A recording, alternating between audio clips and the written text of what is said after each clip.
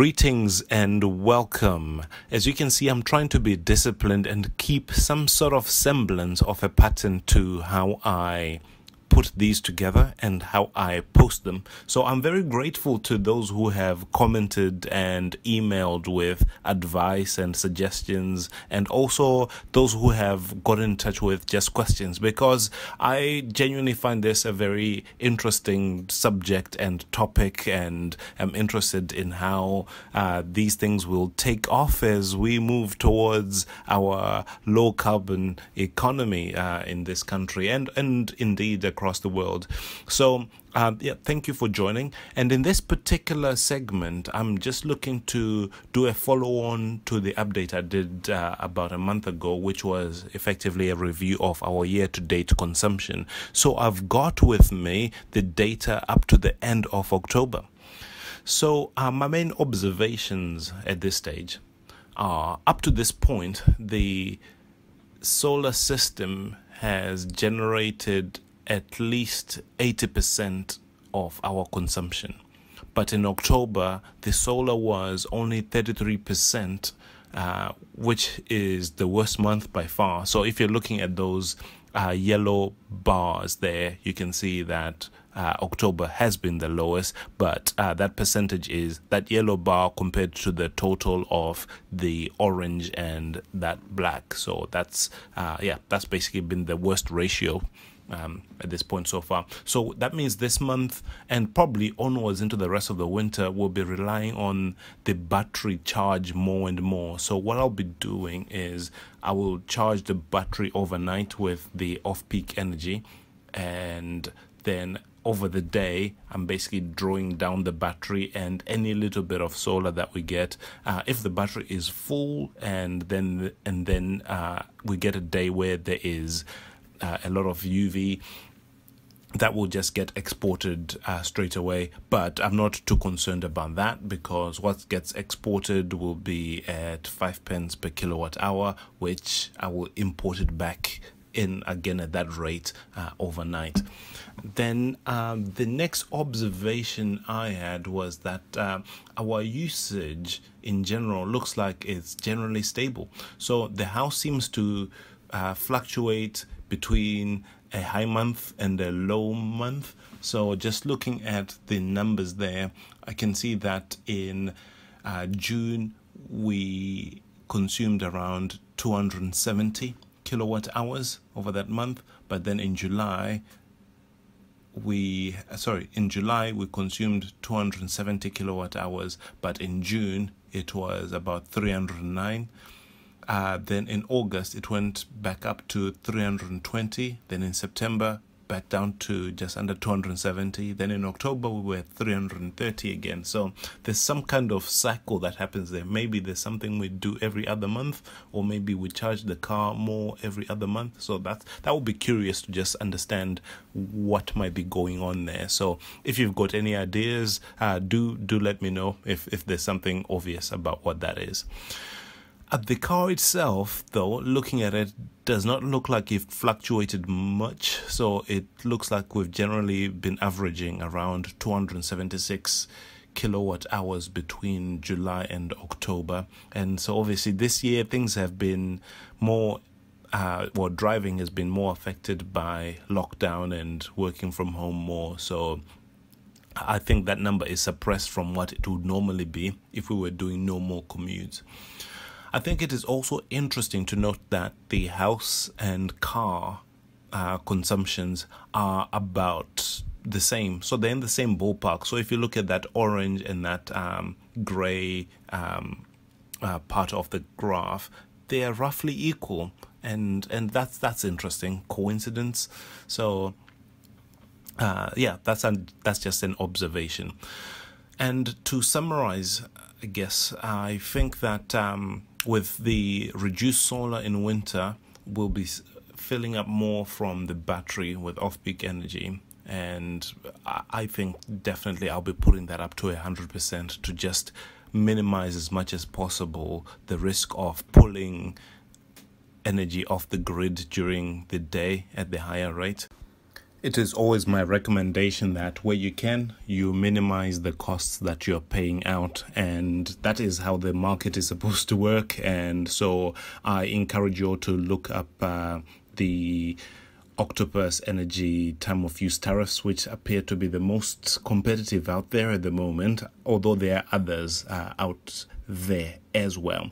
So what I will do is try and prepare for another type of presentation just on the Octopus Go tariff. But for now, I've included a referral link if that's of use to anybody.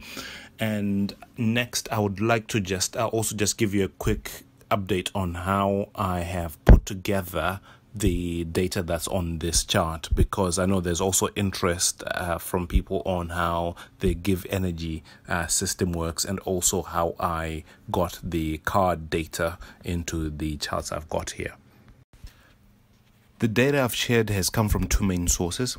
The first one is the PodPoint app, which I downloaded onto my mobile phone, and it's got the functionality where I can input my energy tariff into it.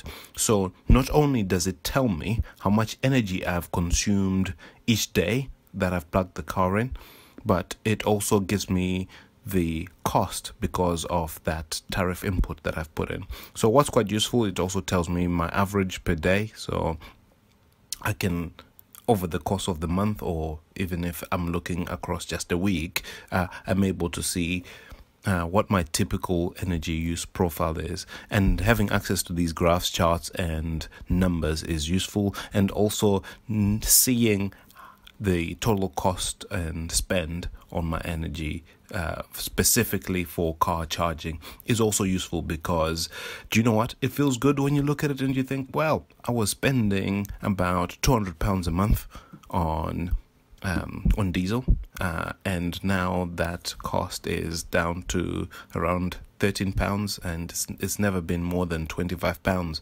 so far. So that's a bit of a feel-good thing, and it's good to see and understand these statistics. So that's the first source, the PodPoint app. So every time I plug in, it's a smart charger, so it records all these details. I press a few buttons to download the data, and I get an email from PodPoint, and I then download the CSV spreadsheet, and I can then do calculations offline like that.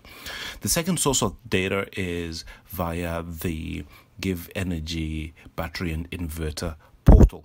Now, how that side of things works is I've got a dongle on the inverter, and this is connected to my home Wi-Fi network, so it will transmit information online. I log on to this portal, and then I can see the stats and details of how my system is operating. If I'm stood in front of the battery and inverter, there's no digital readout or anything like that, so there's very little information to see by just standing in front of the inverter. So this is how I see the details for my system.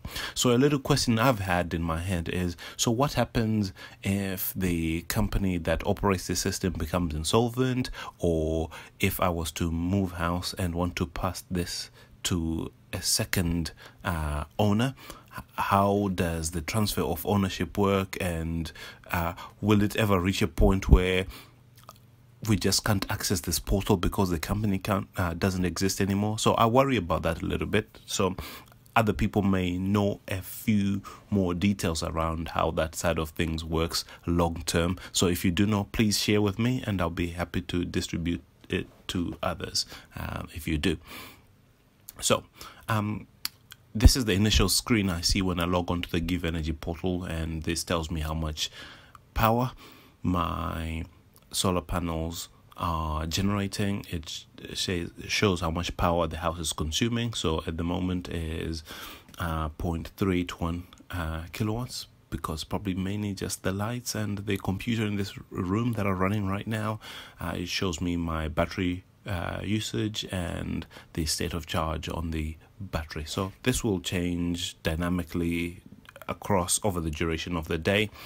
So that's the first part that you see, but it's not the main thing I came to show you here.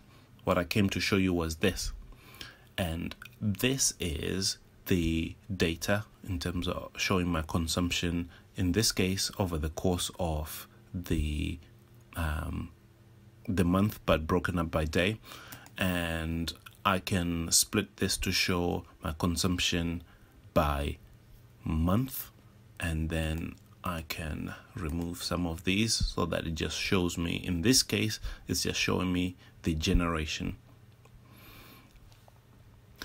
And it shows that by hovering my mouse over this, you can see that each of the bar then displays how much energy I've consumed over these months selected. And I can switch that screen off and instead show how much I've consumed energy wise. So that's another useful view. And I can also show how much energy I've exported to the grid. I can also show how much energy I've imported from the grid. So using these various charts in combination is how I've generated the information that I've been sharing as far as my consumption to date of energy is concerned. So thank you for those who got in touch to ask about where the information comes from, and also those who've shown that interest in how my particular system is performing month to month. And it sounds like a good idea in terms of something that I could share on a monthly basis. It's something I'm interested in. It's something I'm always looking at myself. So it's no extra effort to then share it with those who are interested. So hopefully that was useful to someone. And until next time, bye for now.